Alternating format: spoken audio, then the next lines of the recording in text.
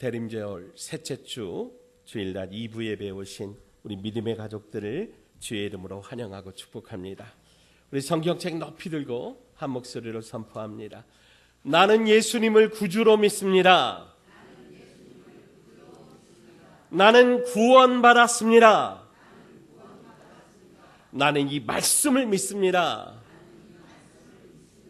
나는 행복합니다. 아멘.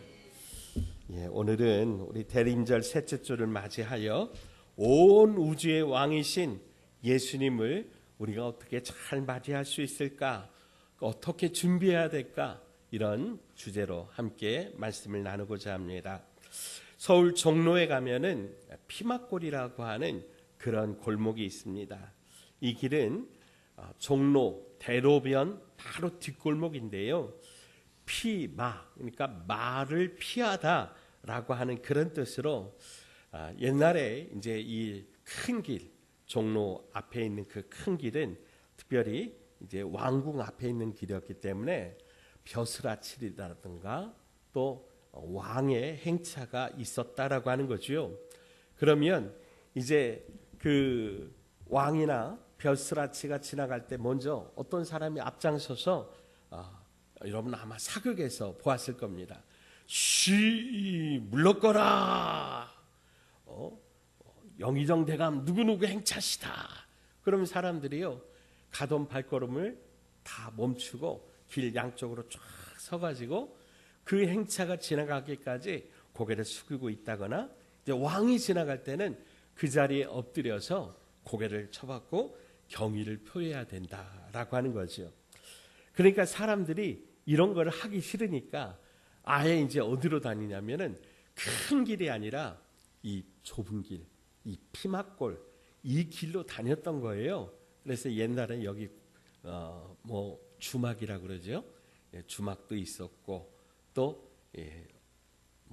물건을 파는 그런 물건들이 있는 그런 골목이었는데 지금은 이제 먹자 골목으로 굉장히 유명합니다.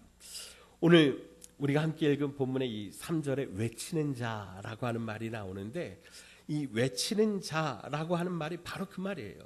이제 왕 앞에 또 이 고관 대장 앞에 서서 그 걸음을 인도하는 사람, 그 사람이 길을 정비하는 거죠. 그런데 오는 분이 누구예요? 지금 뒤에 오는 분이 누구예요? 한낱 어떤 그 왕이나 어떤 고관 대작이 아니라 온 우주의 왕이신 분이에요. 여호와의 길이에요. 그 하나님의 온 왕의 왕 중의 왕이신 그분의 길을 지금 준비하고 있는 거예요. 자, 그런데 그 길을 어떻게 어디에서 준비합니까? 광야에서 예비하라. 그렇게 말씀하고 있는데 광야는 우리가 생각하는 광야는 빈들이고 사람들이 살기 어려운 땅이고 돌멩이가 많고 그저 황량한 그런 사막이죠. 근데 오늘 이 본문의 광야로 번역된 이 단어가 사실 굉장히 좀 의미가 있는 단어입니다. 이 광야라고 번역된 이 히브리어는 미드바르라고 하는 말인데 다바르라고 하는 말이 말씀이라고 하는 말이거든요. 그러니까 광야는 하나님의 말씀이 들려오는 곳이에요. 다시 한번 말씀드릴게요. 광야는 하나님의 말씀이 들려오는 곳이 광야예요. 그러니까 우리가 이 세상을 살면 사람들의 시끄러운 소리, 자동차의 경적 소리, 막 이런 것들에 우리가 막 치우쳐 살잖아요. 그런데 여러분 광야로 나가야 된다는 거예요. 광야로 가서 뭘 들어야 돼요? 하나님의 말씀을 들어야 된다라고 하는 거죠. 그래서 여러분 이스라엘 조상들은 광야에서 하나님을 만나고 여러분이 잘 아시는 것처럼 만나를 먹고요 생수를 마셨지요. 바로 그 광야를 이야기하는 거예요. 우리가 이제 이 대림절 셋째 주를 맞이하고 있는데 우리가 왕 중의 왕이시고 온 세상의 왕이신 예수님이 오시는 이 계절에 우리 예수님을 어떻게 잘 맞이할 수 있을까? 말씀이 들려오는 곳, 이 광야로 빈들로 나가야 된다라고 하는 거예요. 자, 거기에서 뭐를 해야 되는가? 오늘 말씀에 보면 우리 하나님의 대로를 평탄하게 하라. 하나님이 오시는 그 길을 닦으라고 하는 거예요.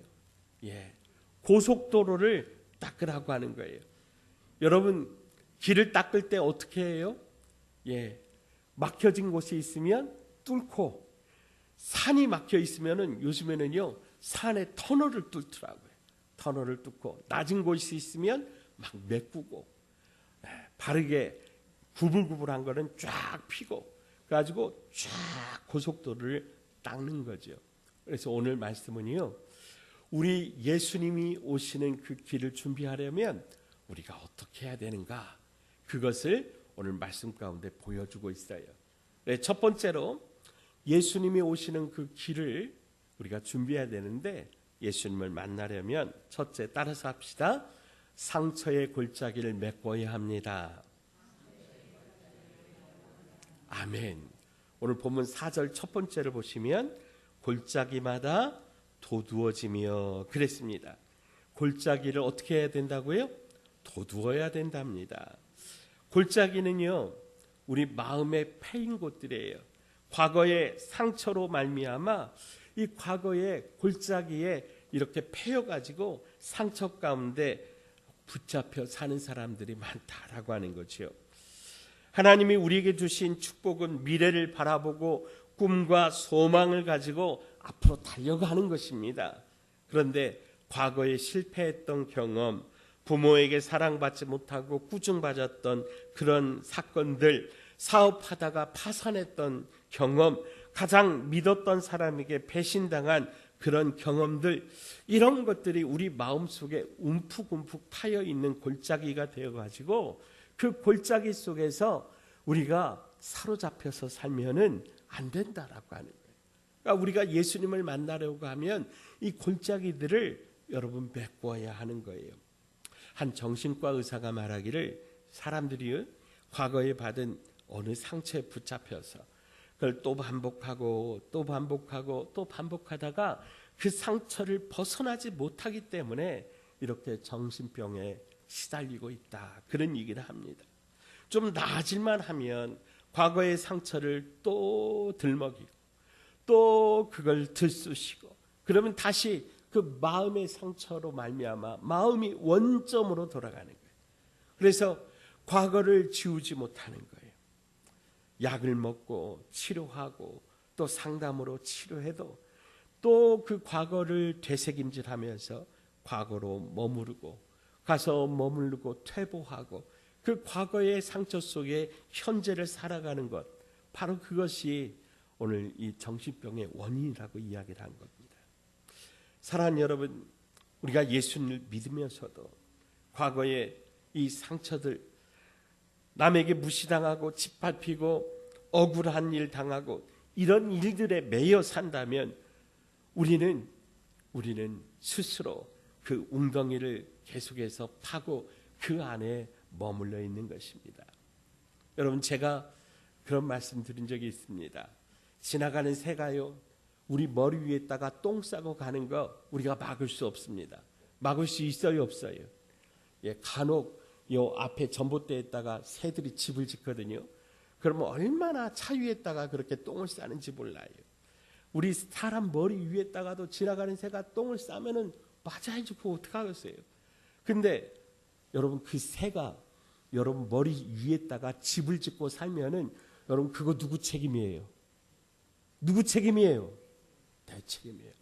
과거의 상처가 여러분 안에 또아리 틀지 못하도록 하십시오. 여러분의 주인 되도록, 여러분을 주인 되어서 그 상처에 얽매여서 여러분의 삶을 비참하게 끌고 가지 못하도록 여러분 그렇게 만드시기를 바랍니다. 여러분, 우리가 예수님을 믿으면 우리는 새 사람이 되는 거예요. 믿으시기 바랍니다. 고린도 후서 5장 17절 말씀, 자, 같이 읽어요. 시작. 그런즉 누구든지 그리스도 안에 있으면 새로운 피조물이라. 이전 것은 지나갔으니 보라, 새 것이 되었도다. 아멘, 아멘. 이전 것은 지나가는 거예요. 지나가는 거예요. 예, 거기 매이지 마세요. 그러니까 여러분, 여러분 앞에, 여러분 안에 어떤 상처와 어둠의 기억들, 여러분이 힘들게 하는 것들이 자꾸 일어나서 여러분을 힘들게 하면 여러분 단호하게 예수 그리스도의 이름으로 끊으세요. 예수 그리스도의 이름으로 명령하세요. 예수님의 이름으로 선포하세요. 예수님의 이름으로 나는 치료받았습니다. 예수님의 이름으로 나는 새 사람이 되었습니다. 이제 나는 주의 은혜로 삽니다. 절대로 이 과거의 상처에 얽매여서 여러분 노예로 살지 않기를 주의 이름으로 축원드립니다. 그러려면 우리 예수님 앞으로 나와야 돼요. 우리 예수님의 십자가 앞으로 나가셔야 돼요. 사람 찾아가서 사람들에게 내 마음에, 내 삶의 문제를 해결해 달라고 그렇게 하지 말고 우리 주 예수님 앞으로 나가, 예수님의 십자가 밑으로 나가 우리 주님을 바라보면서 우리 주님의 그 손바닥에 손을 대고 우리 주님의 옷자락을 만지기가만 하면, 여러분 혈병으로 정말 30여 년 동안 고통받던 여인이 예수님의 그 옷자락을 만지자마자 즉각적으로 나음을 받은 것입니다. 여러분 믿으시기 바랍니다. 우리 안에 어떤 절망과 상처와 낙심과 아픔이 있을지라도 예수님을 만나기만 하면 깨끗하게 나음을 얻는 것입니다. 치료되는 것입니다. 믿으시기 바랍니다. 예수님의 보혈로 우리의 모든 과거의 상처를 치료받고 회복되기를 축복합니다. 이제 이 상처의 골짜기에 예수님의 은혜를 가득 채워서 우리 상처가 치유가 되고 절망이 희망이 되고 낙심이 변하여 용기가 되고 하나님의 은혜가 임하는 주님의 사랑하는 믿음의 가족들 다 되시기를 주의 이름으로 축원드립니다. 자, 두 번째는 예수님을 만나려면 산을 낮춰야 한다라고 하는 거예요. 자, 4절 골짜기마다 도도해지고 그 다음 구절에 보면 산마다 언덕마다 어떻게 해요? 낮아지며 그랬습니다. 골짜기가 많은 사람들이 있는데 반면에 또 언덕이, 산이 많은 사람들도 있다라고 하는 거예요. 이런 사람은 자아가 강해서 누구에게 지적을 받거나 비난을 받으면 견디지를 못합니다. 근데 이렇게 산과 같이 높은 마음들도 예수님을 만나려면 어떻게 해요? 낮아져야 한다는 거예요. 산을 깎아야 된다는 거예요. 사랑하는 여러분, 바닷가에 가보면 많은 자갈돌들이 있는데 그 자갈돌들이 어떻게 생겼어요? 아주 동글동글하고 아주 부들부들합니다. 왜 그러냐면 수많은 파도와 물들이 왔다 갔다 하면서 계속 그 모난 데를 싹 깎고 다듬고 이렇게 부드럽게 맨질맨질하게 동글동글하게 그렇게 만든 거예요. 사랑하는 여러분, 교회는 섬김의 공동체입니다. 내가 대접받아야 되고 내가 높임받아야 되고 내가 늘 높은 자리에 있어야 된다라고 생각하는 것은 그건 옳지 않은 거예요. 우리 교회를 처음 시작하신 우리 주 예수 그리스도께서 제일 먼저 어떻게 하셨냐면 내려가셨어요. 예수님은 제자들의 발밑에 내려가셔서 그들의 냄새 나는 발을 닦아주시면서 내가 주와 선생이 되어 너희에게 모범을 보였으니 너희도 이렇게 해라, 그렇게 말씀하셨어요. 사랑하는 여러분, 우리는 이렇게 깎아져야 됩니다. 다듬어져야 됩니다. 내려가야 합니다. 예수님 당시에 바리새인들이 얼마나 교만했는지, 그들은 우리가 너희들보다 하나님을 더 잘 섬기는 사람들이다 이렇게 생각하고 일주일에 이틀씩 금식도 하고 철저하게 11조도 드리고 십계명도 철저하게 지키고, 그러니까 너희들은 죄 가운데 있지만 우리는 너희와 차원이 다르다 그렇게 생각했습니다. 예수님이 그들을 향해서 뭐라고 말씀하시냐면 이 회칠한 무덤 같은 놈들아, 그렇게 말씀하셨어요. 회칠한 무덤이라고 하는 게 뭐냐면 우리는 산에다가 이렇게 봉부를 이렇게 세우고 무덤을 쓰지만 이스라엘은 산에 동굴을 팝니다. 동굴을 파가지고 그 안에다가 시신을 넣고 동굴 입구를 이렇게 바위로 이렇게 문을 만들어서 닫는데, 이제 그 닿은 곳이 혹시라도 냄새나고 혹시라도 거기서 시신의 어떤 썩은 그런 부패한 냄새들이 나오지 않게 거기를 석회로 이렇게 막아요. 그래서 무덤이 밖에서 보면 어떻게 보일까요? 하얗게 보이는 거예요. 깨끗하게 보이는 거예요. 근데 그 안에는 뭐가 있어요? 시신이 있는 거예요. 썩은 시체가 있는 거예요. 꼭 이 바리새인들이 그 마음이 그 상태가 회칠한 무덤같이 겉은 반짝한데 그 안에는 뭐예요? 냄새나고 더럽고 이 썩은 내가 진동하는 그런 사람들이라고 하는 거예요. 그들이 예수님이 오셔서 주의 말씀을 선포하고 하나님 나라의 천국의 복음을 전파하니까 사람들이 막 예수님을 따라가는 것 같아요. 그러니까 이 바리새인들이 막 속이 뒤집어지는 거예요. 자기들이 지금까지는 존경받고 자기들이 지금까지는 지도자 노릇하고 대접받고 어디를 가면은 사람들이 상석에 앉으라고 그랬는데 사람들이 다 예수를 따라다니니까 이 사람들이 그 마음속에 예수님을 시기하여 어떻게 했어요? 예수를 죽일 궁리를 했던 거예요.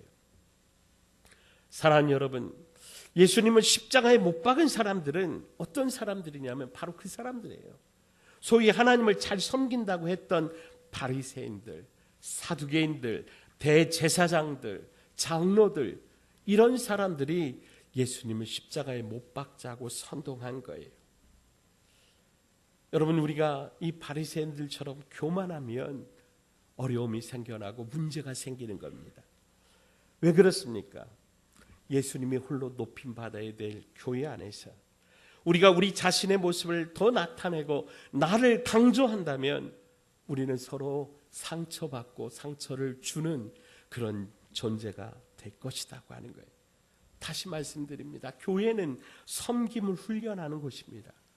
끊임없이 자기를 낮추는 것입니다. 자기를 다듬는 것입니다. 나를 쳐서 복종시키는 것이 바로 이 교회입니다.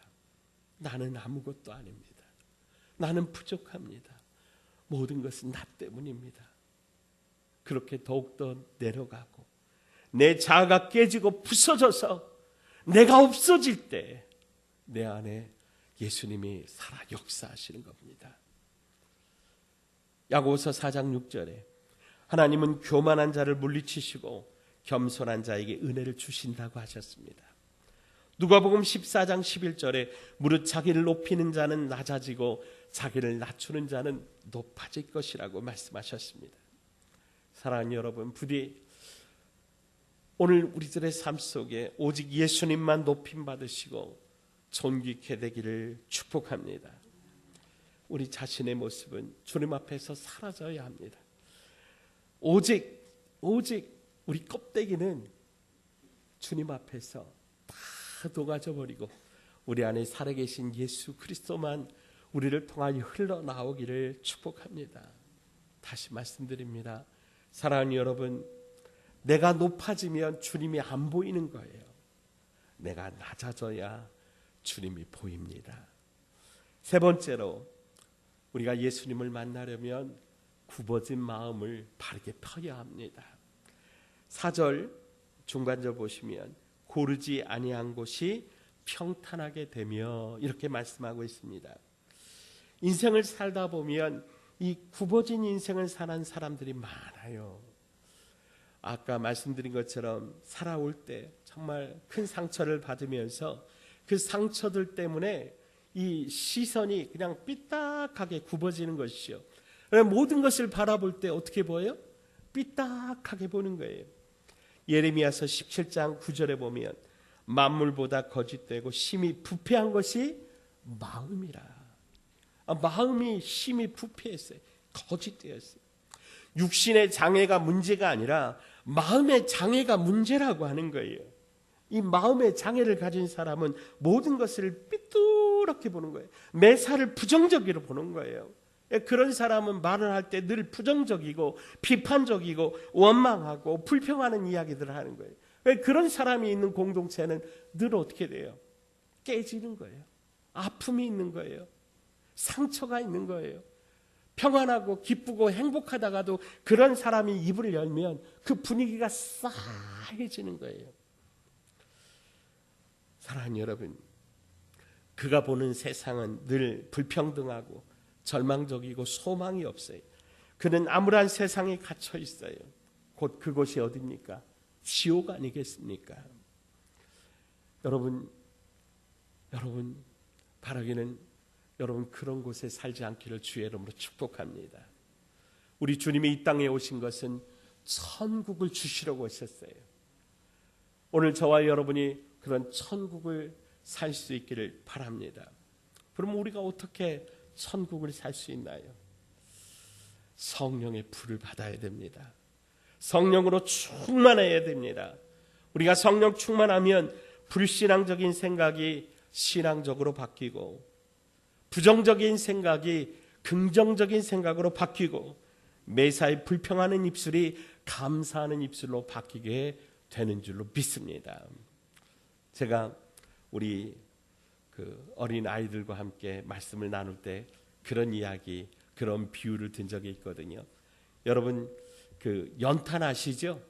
새카만 그 연탄을 깨끗하게 하는 방법, 하얗게 하는 방법, 어떤 방법이 있을까요? 좋은 때타올로 갖다가 막 박박 밀으면 이게 깨끗하게 하얘지나요? 아니면 퐁퐁 있죠? 퐁퐁 갖고 이렇게 짜가지고 그걸로 깨끗하게 씻으면 어떻게 될까요?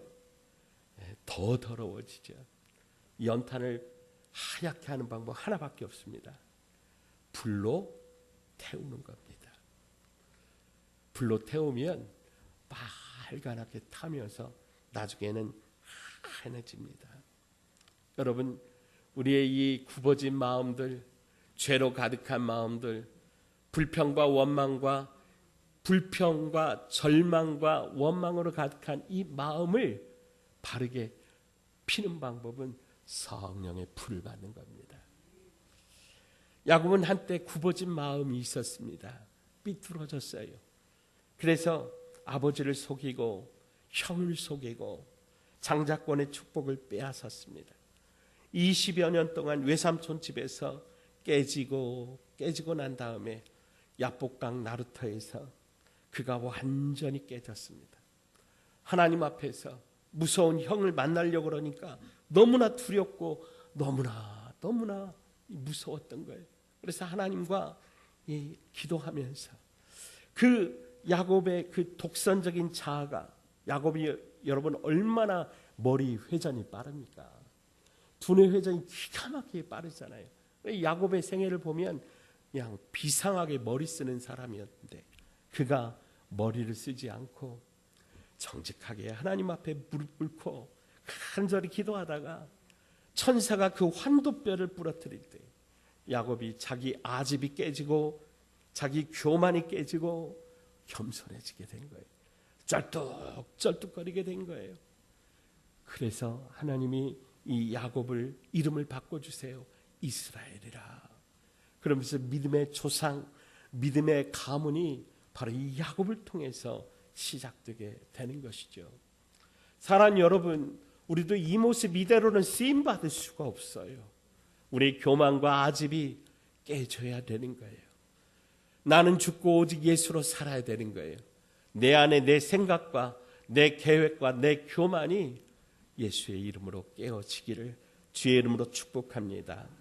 자, 마지막 네 번째는 험한 곳이 평지가 되어야 합니다. 4절 마지막에 보시면 험한 곳이 평지가 될 것이요 그랬습니다. 여러 길이 있지만 험한 길이 있죠. 돌이 많고 가시가 많고 엉겅퀴가 있고 땅이 울퉁불퉁한 그런 길들이 있습니다. 이건 참 마음에 험한 그런 인생을 살아온 사람들이 보여주는 특징입니다.